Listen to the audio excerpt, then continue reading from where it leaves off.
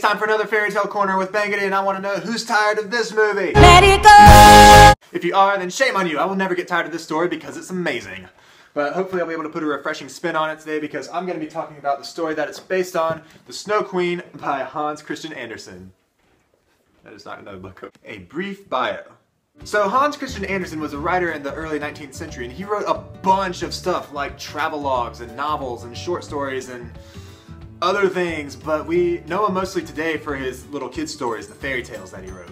Some of those were Little Mermaid and Princess and the Pea and The Snow Queen, The Nightingale, and there are others. But writing in this time period meant that he was getting in the game right in the middle of the big Romanticism movement in literature. And that doesn't mean that it always has to be a love story. It just means that writers are emphasizing the beauty and sanctity of nature over industrialized societies and the appeal to emotions rather than logic to solve someone's problems. And these stories could be uplifting or tragic, and we see lots of examples of both in Andersen's fairy tales. So now let's talk about this, or rather this, The Snow Queen by Hans Christian Andersen. So this story was written in 1844 and it takes place in Finland, which is somewhere there. So as we can see from the title, this is a story told in 7 parts. Let's start with the second. So we start off with a boy and a girl, and their names are Kay and Gerda. Kay's the boy. And they have this adorable little living arrangement where their houses are right next to each other and their windows are separated by this tiny little balcony so that they can just walk into each other's rooms at any time. Well, that's gonna be fun for the parents once they become teenagers. There's a wise old grandmother figure that tells Kay and Gerda stories, and she tells them the truth about snow. That snow is really just like a swarm of white bees, and here it is represented there, like a bunch of naked fairies reenacting the Human Centipede movie. Hey, look, there's a little clip here. It looks like it's from a hymn or something. It says, "The roses fade and die, but we, our infant Lord, shall surely see." Something biblical stuck into the story. That means it might be important later, so remember it! So Kay on one snowy night actually sees the Snow Queen like materialize in front of him, and he just immediately runs and hides. But yeah, I guess that does seem kind of sensible. I mean, I would probably do the same thing if some random woman just came up out of the snow in front of me, like, let it go! Yeah, the Snow Queen is the villain in this movie, which I heard from somewhere is what Elsa was originally intended to be, but I like what Disney did with her character a lot more, actually. But it might be worth mentioning here that Hans Christian Andersen actually had a lot of trouble talking to ladies, and he never married. So let's go back to that first part of the story that we skipped. So basically there was this mirror that Satan made that whenever anyone looked at it, they saw like the flaws in someone magnified and the good features just kind of diminished. And Satan's little demon horde was just taking this mirror around, showing it to everyone, getting everyone really depressed, and they eventually took it up to heaven, but the angels were just not having any of it, and they threw it down where it shattered into a million pieces on the ground. So now there are these little dusty mirror shards that fly around and get lodged in people's hearts and in their eyes and make them really cynical and pessimistic, and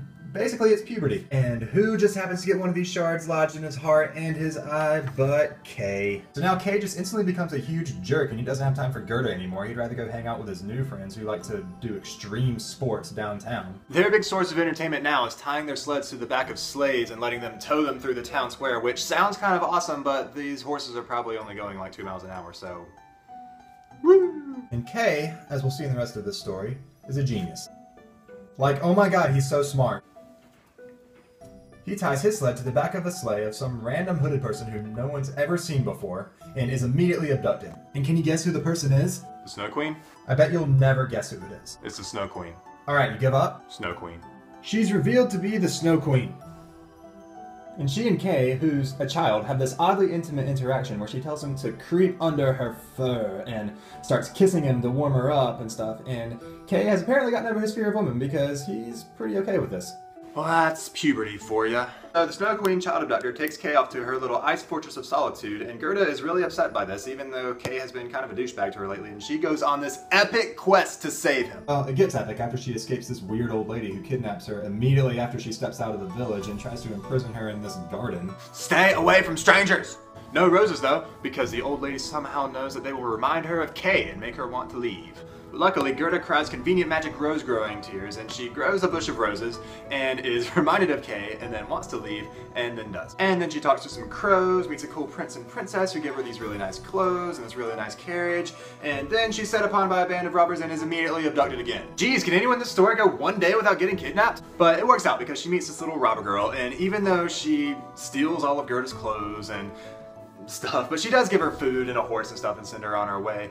But she's just so catty and funny, and she dual wields pistols, and why couldn't she have been in the movie? She would have made such a better sidekick character than Olaf. And I'm not saying that Olaf's a bad character or anything. I mean, he's pretty tolerable as far as Disney comic relief goes. But I have this theory that Olaf is based off of another of Hans Christian Andersen's stories, The Snowman, which features a snowman who has a really unhealthy infatuation with a stove, kind of like Olaf's infatuation with summer. And the interesting thing about this story is it can be read kind of autobiographically as Hans Christian Andersen's views of his own sexuality. So like the snowman was attracted to a stove, which was obviously bad for it. And Hans Christian Andersen was pretty open about his attraction to other men, like the Danish dancer Harold Scharf and maybe even Charles Dickens. Early 19th century Europe, society did not condone those kinds of relationships, and Andersen probably felt scorned for them, just like the snowman felt burned by the stove. But then it's revealed when the snowman finally melts that at his core is actually a poker, like a metal poker that would be used to stoke the logs in the stove. So you see, it actually makes sense that he would be attracted to it because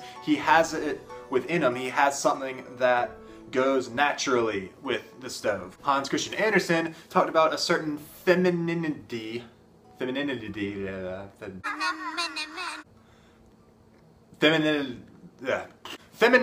inside him, which was the cause of his attraction to men.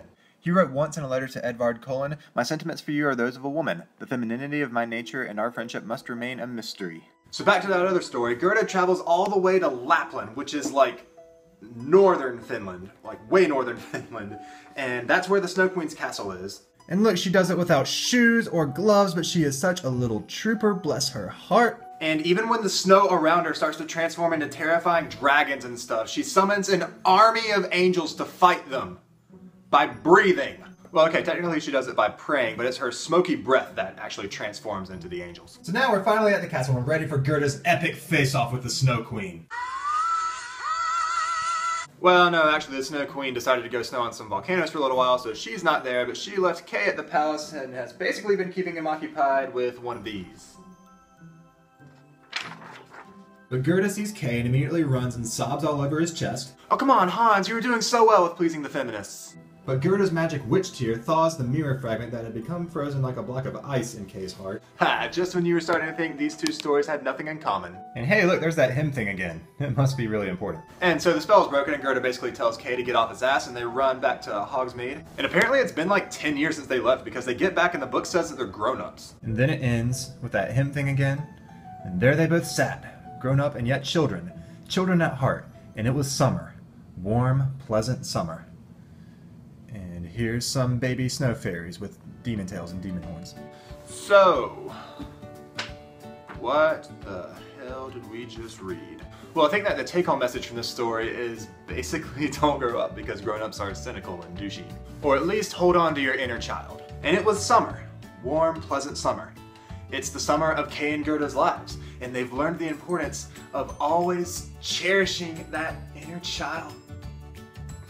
Let's look at the passage again. The roses fade and die, but we, our infant Lord, shall surely see. The roses fade and die, we grow up, but we, our infant Lord, shall surely see.